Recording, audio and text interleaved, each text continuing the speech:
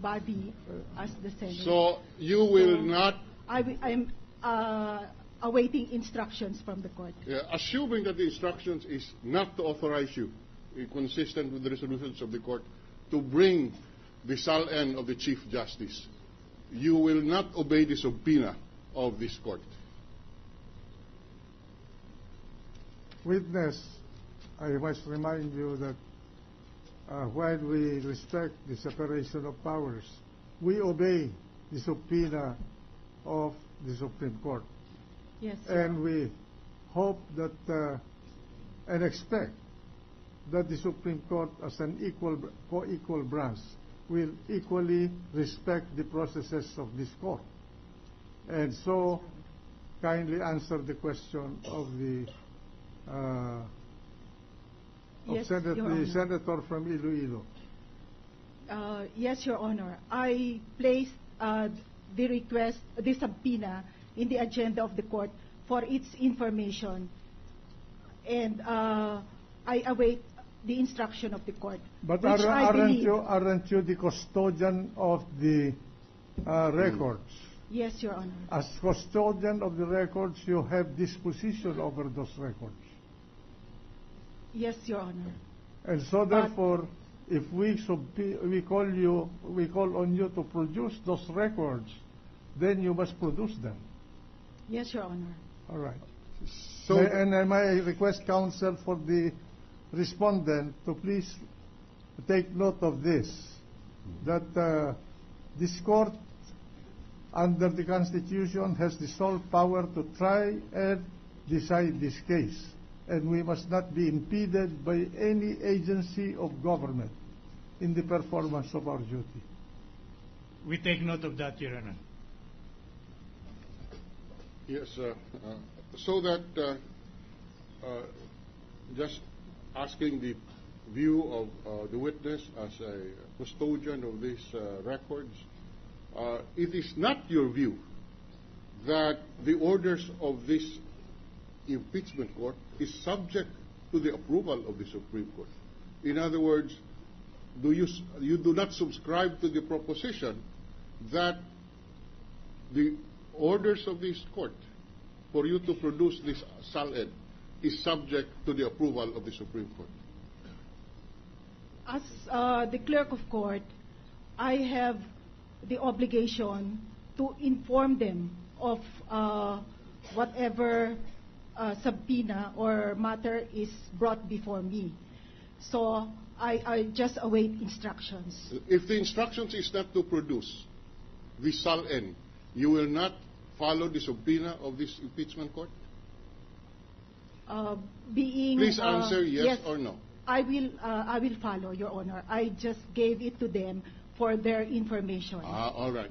So and you just gave it to the court for their information. And authorization.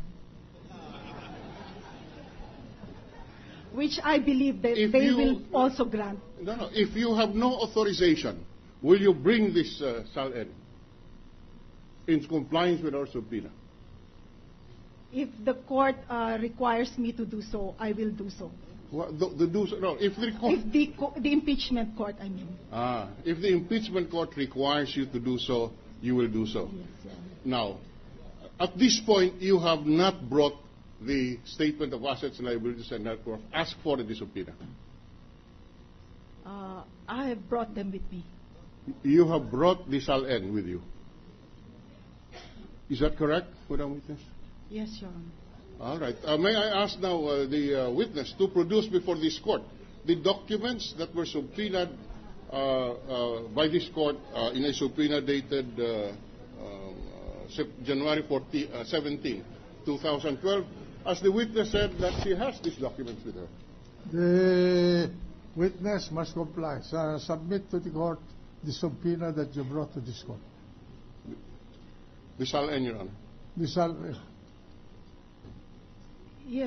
but Those I have are- not received the.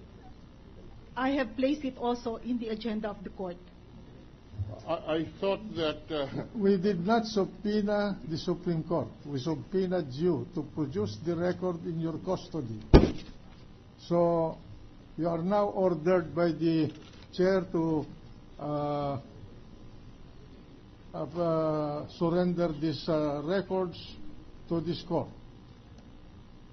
Yes, Your Honor. can we ask now the clerk of court to receive these documents? The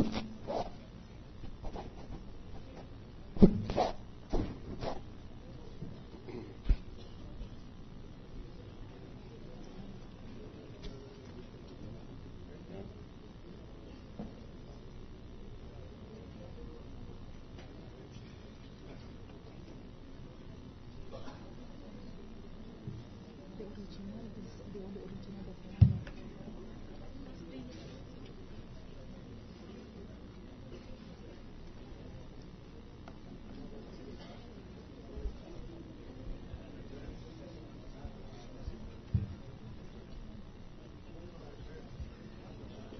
I am really in a quandary. I'm in dilemma because we are covered by the rules of the Supreme Court and also by this honorable court.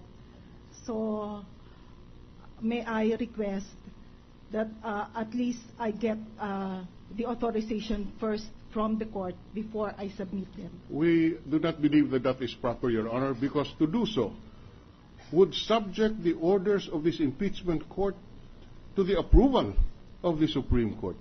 Because if the court does not authorize the release of the statement of assets and liabilities of the Chief Justice, then the subpoena is defeated, Your Honor. May I request the counsel for the respondent to please advise the witness to surrender the sums and advise your client that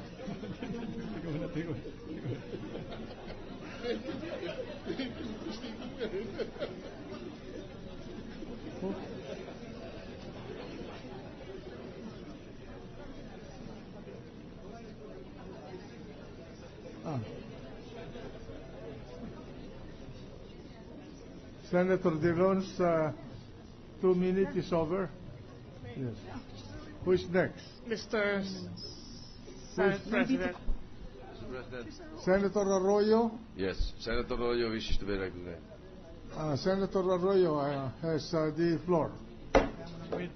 With the kind indulgence of this honorable court, may we make a 1-minute manifestation, Your Honor? Yeah, proceed. All right. Now I notice, Your Honor, that under paragraph 17 of the impeachment rules of this impeachment body, Your Honor, it states, if a senator wishes to put a question to a witness, he shall do so within 2 minutes. A senator may likewise put a question to a prosecutor or counsel. He or she may also offer a motion or order in writing which shall be submitted to the presiding officer. My question is for enlightenment, Your Honor. The word putting a question, does it cover cross-examination question, which is the privilege and the right of the counsel for both parties, Your Honor, or merely clarificatory question, Your Honor? We cannot question the type of questions that will be propounded by a member of this Senate. So it could also be cross-examination question, Your Honor? Yes, they can search the soul and the brain of the witness. Thank you, Your Honor. Very clear. We submit. May I request counsel to please advise the respondent We did.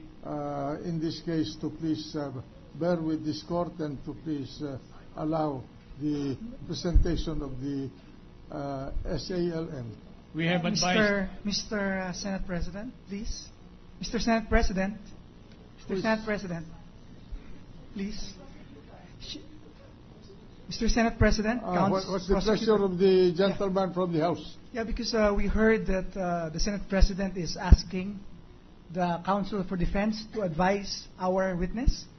Because she is our witness. Not your witness. I am to advise the respondent. Okay, so that's clear. That's clear. Thank you. I think the gentleman knows the word respondent. Yes, yes. Okay.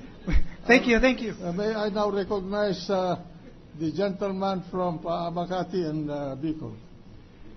Mr. President, I'm disturbed by this development.